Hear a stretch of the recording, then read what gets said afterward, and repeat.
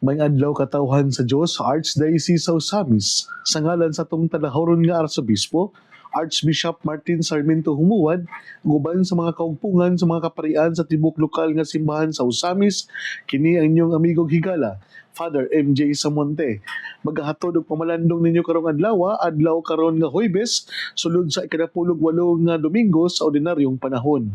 Agosto 7, 2025. Ang ebanghelyo natong pagapamalandungan o pagabasahon karon atong pagakutluon sa ebanghelyo sumala ni San Mateo.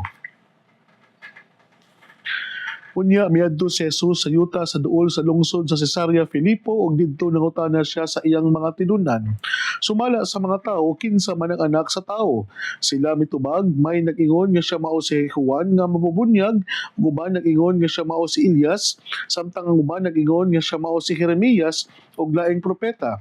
Si Jesus nangutana kanila, apan kamo unsa man inyong ikasulti, kinsa man ako? Og mitubag si Simon Pedro, ikaw mao ang Mesiyas ang anak sa Dios kabuhi. Giingnan siya ni Jesus, Simon anak ni Jonas, bulahan kagayod kay kining maong kamatuoran, wala moabot kanimo gikan sa bisan kinsang tao, kundi gihatag kanimo sa akong amahan nga tuwa sa langit. Busa sultihan ko ikaw si Pedro, ibabaw ni ining bato, tukuron ko ang akong simbahan.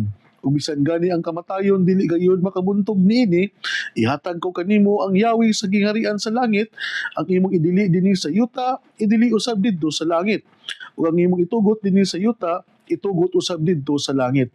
Unya gipinahan ni Jesus ang iyang mga tinun-an nga dili manugilon bisan kinsang nga siya mao ang Mesiyas. Sukad niya tong higayuna, giingnan ni Jesus ang iyang mga tinun-an sa tin-aw gayud nga pagasulti. Kinahanglan nga moadto ako sa Jerusalem ug paantuson ako pag-ayo sa mga punuan sa mga Hudeyo ug sa mga pangulong pari, ingon man sa mga magtutudlo sa balaod.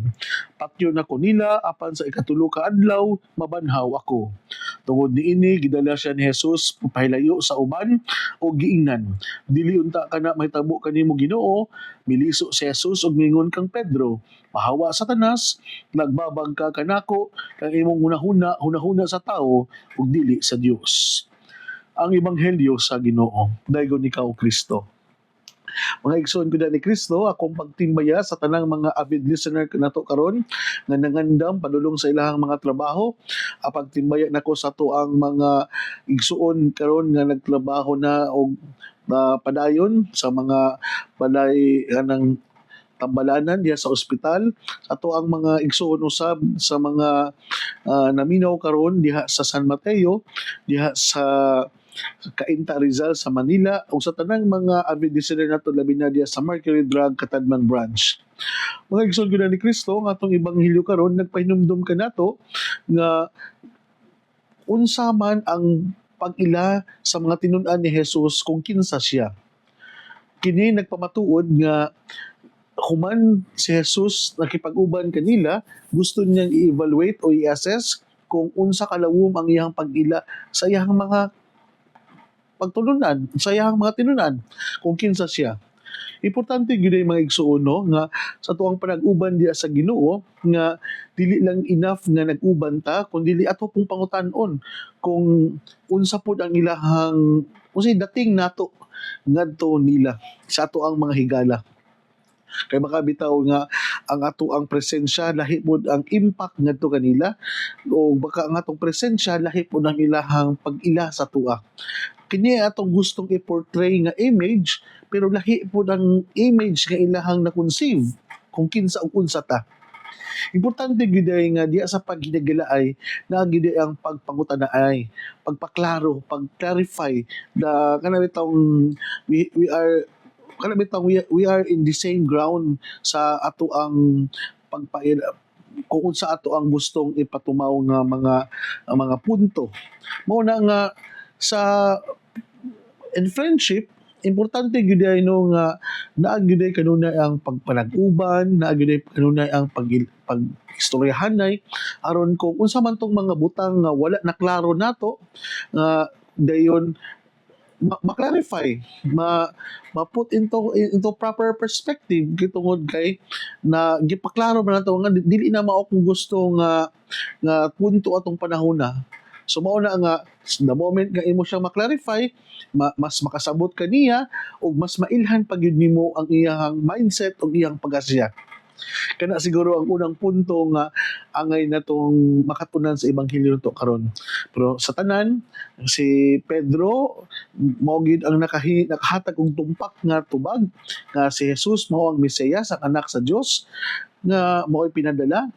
Mao to nga sa tungod sa iyang paghatag o kanang lawom nga tubag, which is nagtuo si Jesus na dili kinigikan sa iyang tawhanon na kapasidad, kundi si Pedro, despite sa iyang mga limitasyon, siya gihapon gigrasyahan sa Dios na ma-enlighten siya kung unsa ang iyang pag-ila sa Ginoo.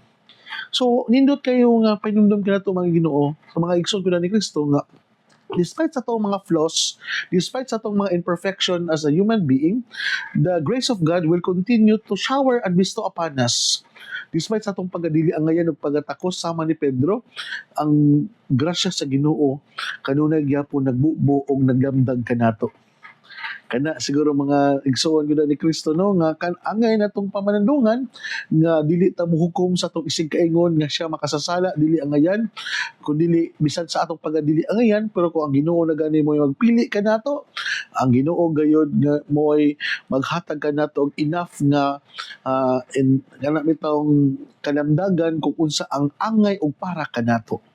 Dayon sa ikatulo nga punto mga igsoon, gitagaan og bugat nga trabaho ni Jesus si Pedro nga mahimong leader sa simbahan. Kana kung unsa imong itugot dinhi sa yuta, itugot ko usab sa langit. Ang dili nimo itugot dili sa yuta, dili ko usab itugot sa langit. Nga mao ni nga si Pedro isip unang papa sa atong simbahan, the first pope of the Catholic Church. Mao na nga naay gitawag nato og the Pope's infallibility, nga kung unsa gini gitudlo gani sa papa, kini usab gituoan nato nga mao pug usab kini ang kabubuton sa Dios. Mao na nga kana bitong the Pope as the symbol of unity, the Pope as the symbol of kanang panagiusa, dapat kita usab natay obedience o pagtuman o pagtuo ngadto sa Santo Papa. Mao na nga ang mga membro gani na dili kabalo motuo sa Santo Papa, usa sa mga gitudlo sa simbahan nato is bound for excommunication. Mao na ang inana kadisiplinado nga tong simbahan mga igsoon nga dapat nagitay vow of obedience despite sa ato ang mga personal nga mga panglantaw, then which is somehow dili incoherence or in line sa panglantaw usab sa ato ang simbahan. Dapat we need to bow down and humble enough nga i-bend nato nga to ang personal nga panglantaw ug motuo kita kung unsa ang gitudlo sa simbahan. Og sa katapusan mga igsoon gud ni Kristo, nagipaklaro gyud ni Jesus kung unsa gyud ang iyang lintunganay nga misyon aning kalibutan na nga siya pagasakiton pagapatyon pero siya pagabanhawon.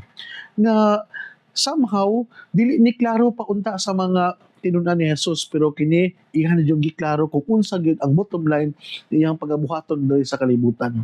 Kita usab sa ato ang sa kadugay nato nga nakipag-uban ta sa atong mga higala sa ngadto maklarify gyud nila kung kinsa ug unsa ang atong misyon ug kinsa ang ato ang taras ug batasan aning magkakita.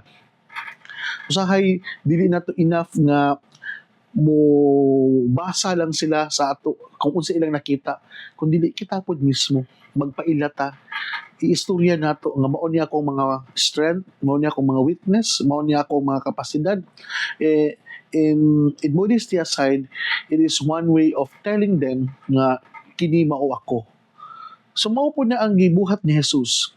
Wala niya gitugutan nga maghaka lang ang mga apostoles ni Jesus kung unsa ang iyang pag-ila kaniya, kundi iya yung gi-verbalize mismo kung unsa ang iyang tumuog tuyo ngano miabot siya sa kalibutan, ngano ang Dios nagpakatao man. Ug sa katapusan gipaklaro niya nga kining tanan mahitabo angay gayud kay kini kabubuton man sa amahan. Mao na iyang giingnan si Pedro, pahawa Satanas kay nagbabag ka sa kanako kay ang imong hunahuna sa tao dili sa Dios. Nga naay may mga tao nga gustong mubabag sa tuang mga plano, mao na nga kaning mga tawhanong plano dapat dili siya mao'y mo prosper o mapatigbabaw kundi ang plano gyapon sa Ginoo mao'y mapatigbabaw. Ang igsoon, dinhi na ko kutob ayaw kamong kalimot na ang pulong sa Dios angay gayud nga pamation, pamalandungan ug paningkamutan nga mapuy-an. Bulahan ang tawo nga magpuyo sa pulong ni Jesus sama siya sa kahoy nga gitanom-daplin sa sapa kan sa ang dahon dili gayud malaya. Og timpo sa tingbunga muhatag siya maayong mga bunga. Hinaot paunta nakita ang tanan na atong mga nadungog ug gipamalandungan makatabang kanato sa pagkinabuhi nga balaan ug mo'y magdala kanato sa tuong gitinguha ug padulngan ang gingharian sa langit ang gipangandoy sa matag binunyagan. Igsuon ug manausab uban sa pangama sa atong mahal nga birhen na si Santa Maria nga atong gitawag nga Misamisnon o birhen dinhi sa Misamisnon na birhen sa kuta, ang Dios makapanalangin unta kanimo sa ngalan samahan ug sa anak sa Espiritu Santo. Amen. Sa katapusan, manawagan ako sa itong mga igsuong kaparian na udog ambit kita sa espesyal nga oras sa pagbalaan o unya sa pagpakumpisal sa mga parokyano o sa mga parokyano usab diha sa St. John the Baptist Parish sa May Jimenez nga muduyog ambit kita sa paghatag nato o ganang paghinulsol o pagbasol aron kaning makatong nahitabo nato diha sa atong parokya kini matagaan na og enough nga kana bitawng commensurate pod usab nga pagbasol nato o paghatag nato paghinulsol nato sa maong dili maayong nahitabo. As we continue to remind the people, we hate the sin, but we continue to love the sinner. We condemn the act.